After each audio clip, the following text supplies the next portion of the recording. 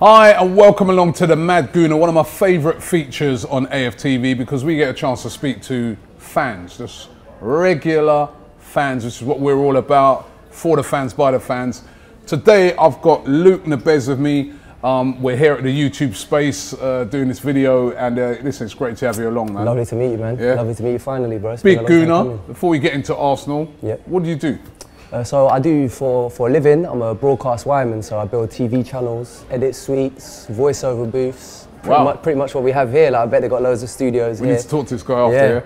So we do all of that kind of stuff. Wow. What, just all around the country and that? All around the country, yeah. I went Holland my first time. I got 3 kids, so first time abroad this year for work. 3 kids? What, you been busy? Busy man, busy man. So yeah, I went abroad first time this year to Holland. It was an amazing experience, and I was working on a ship. So it was in a dry dock, but it's amazing. What they're building on that ship? We did a lot of audio visual stuff, so they got a lot of televisions, a lot of speakers. I think they had over 200 speakers on this yacht. I mean, it's a super yacht. Wow. Can't say whose yacht it is, you know. I signed a little contract. But no, it's brilliant. Yeah, so I go around all around the country. Yeah. Yeah. That sounds like a really, really interesting job. Yeah, it's nice. It's hard work. It's hard work. But it's real nice. The best job's always hard work, man. That's right, you know man. Always. You were saying, even though you do all that, you were saying to me off air that you actually also do coaching. That's right. Yeah. In the summer, I just recently passed my FA level 1 coaching course. Brilliant. And yeah, my son, he joined up with the team, and I agreed to go. I got a big interest in coaching as well. I'm good with kids. I think I'm good with kids, working with kids, and yeah. So we started 4 weeks ago. Season started 4 weeks ago. Picked up our first victory on Sunday as well, man. So I was buzzing about that. Still buzzing about that. Little man got a hat trick as well. My son got a little hat trick. Yeah. So he's a forward. He's chuffed. Well, he's a midfielder. Yeah. Torreira. That's what he wants to be. Torreira. He loves him already. And so, yeah. So football coaching. Yeah. So hopefully. My son. He's plays like under 10s level. Yeah. He's actually at an academy, so he's doing really well with it. And I remember like when he first started, like grassroots. A lot of times you're out there, it's pouring down with rain. Oh man, you know, you're like, they got a game on, it's freezing cold, and you stood up there. But honestly, apart from watching Arsenal, there's nothing better than watching your kids when they're playing football. I agree.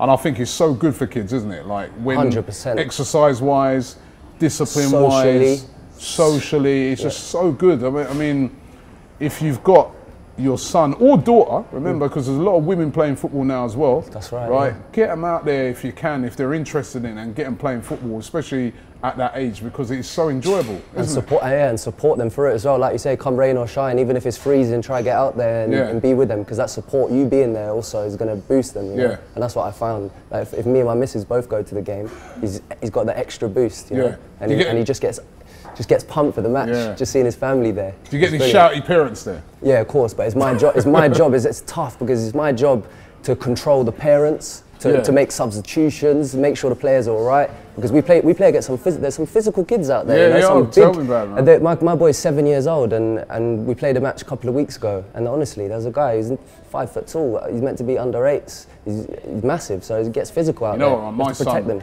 My son the other day, right, who did they play? They played, I think it was Peterborough. Yeah. And they had a couple of kids in the team. I was like, ooh, they can't be under 10s, they're going to be under 14s. I'm telling you, you always want to ask the question as well, don't you? You always want to ask, wait, can I see some ID? That's what I felt like saying that time. Can I see some identification? It's brilliant when you see them, when they're at that age, when they are really talented. It's brilliant when you see them playing. It's so good. It takes you back to it takes me back anyway to when I used to play, you know, like.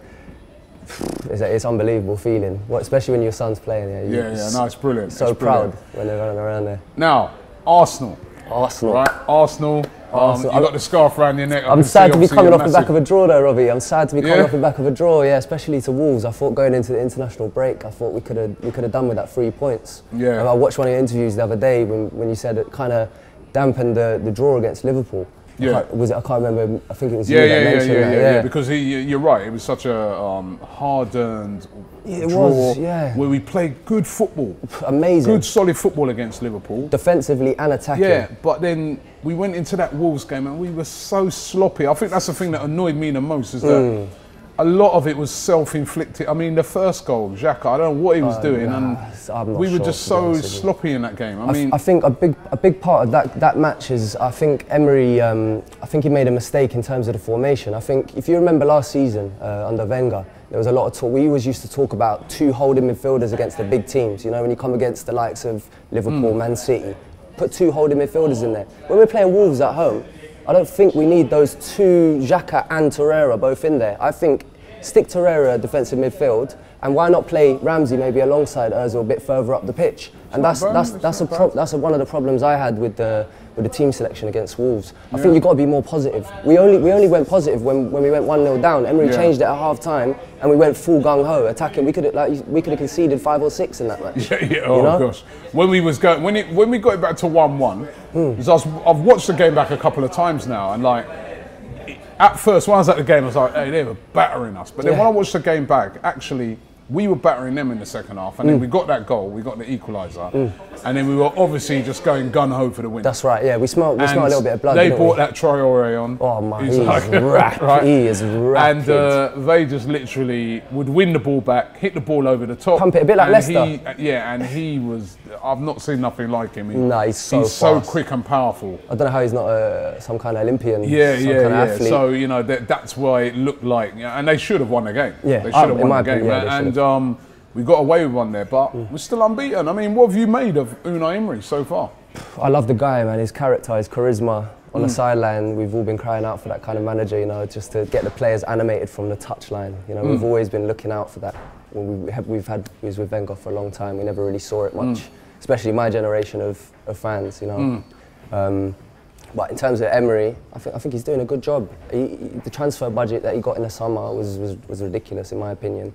He should have been given a lot more money, in fact. Not even a little bit more, 70 million. I think he was even close to making a profit again in the summer. So in terms of what he has, I think he's doing a real good job. And he's learning as well. He's still learning about the players. He doesn't know the players. Still learning about the Premier League Still learning about the league. Yeah. You know, going to visiting all these new grounds. Every week is a new ground for him. Yeah. Apart from when we're playing at home. You know, you make a great point there, because a lot of people don't realise that as a new manager, not only has he had to obviously he's got a lot of players there that maybe he, in an ideal world, they wouldn't be his type of player, but that's his job to get you're the head coach, get the best out of them. But then the other thing, like you said, every week it's a different, you know, apart from when you're at the Emirates, it's a new ground, it's a new team. Yeah, it's a new style to deal with, you know what I mean? Everything's new. When you're a manager that's been there for a while, you know what, I don't know, say if you're playing Everton, you know what Everton are going to come with, you know what Watford are going to come with. You know what the changing room's like, you know what the walkout feels like on the pitch, know what the pitch is like, But when he's witnessing everything for the first time, and not only that, all his coaching staff are witnessing it. Right. So it's all new. So when you think about that, and you think about also the fact that they're replacing a new manager, a manager that was there for a long time, he's doing a great job, isn't he? He's doing a great job. It's a big responsibility. It's huge shoes to fill, regardless of how we feel about what Wenger did over the last 10 years. It's huge boots to fill. Just in terms of football in general, Arsene Wenger is just a huge football man. Everyone around the world loves him and respects him. Yeah. So to come in and actually fill those boots is tough, and he is doing a great job. Yeah. We can't deny that. We can't deny that. But there's going to be disappointments along the way this season. Yeah. Can we get in the top 4? I think so, definitely. Yeah? Especially with the way Man United are playing at the moment. I mean, they're so boring. I can't watch Man United at the moment. And I think that Man United will be the team to drop out. I think it's going to be Man City, Liverpool, Arsenal and Chelsea for the top 4 this season. Spurs drop out? Spurs drop out as well. I think they've stagnated a bit. The thing is about Spurs, right, is that we're all having a go at them and saying that they didn't buy none, but they've actually got more points this time at this stage than they did last season. I think it's and they're not even playing that great, but it's their best start ever, you know. So, but you think that it will catch up on them? I think it will catch up on them, yeah. I think especially playing Champions League football as well, their players, there comes a point where in a season where fatigue starts to set in, and I think Tottenham this season will struggle with that. I mean, they've got an amazing team, and I think keeping the same players is not necessarily a bad thing when you did as well as they did last season. But I do genuinely believe they will drop out of the top 4 this year. Yeah. And we've got 2 games coming up against them. Can we take them out in both of those games? I think We can, yeah, we can. I think we've got enough firepower. I think at the moment teams are scared when they play us. You know, our strike force, Lacazette, Aubameyang, ARSWOL. I think teams are frightened now, and I think they're starting to see. I mean, where Lacazette scored the double in the same game as when Aubameyang come on and got 2 as well. I think people are starting to respect us a lot more this season, and I think Emery has a big part to play in that, with his team selections, his formation, and just the way he's playing in general. We've got a very, very good attacking team. Very good attacking team. Listen, I'm going to leave it on that optimistic note. Perfect. Thank you very much for coming down today. Listen, keep up the good work, man. Thank you so much. Keep up good work with the team. You're a manager now. Yeah, I'm a manager now. Pressure, stress. Like Emery out there. You're gonna have parents coming up to you. Why is my son not playing? Why is he not starting? We haven't got a goalkeeper. Why is he not starting? We haven't got a goalkeeper, so I have to swap him. Yeah, why have you put him in goal? Yeah. Right? He was out there for half hour. I've seen all of that. It's all to come, and it's new. You've got all that to come, man. You've got all that to come. So enjoy. Looking forward to it. Looking forward to it. Thank you so much, Robbie. Pleasure. Cheers, man. Thank you so much.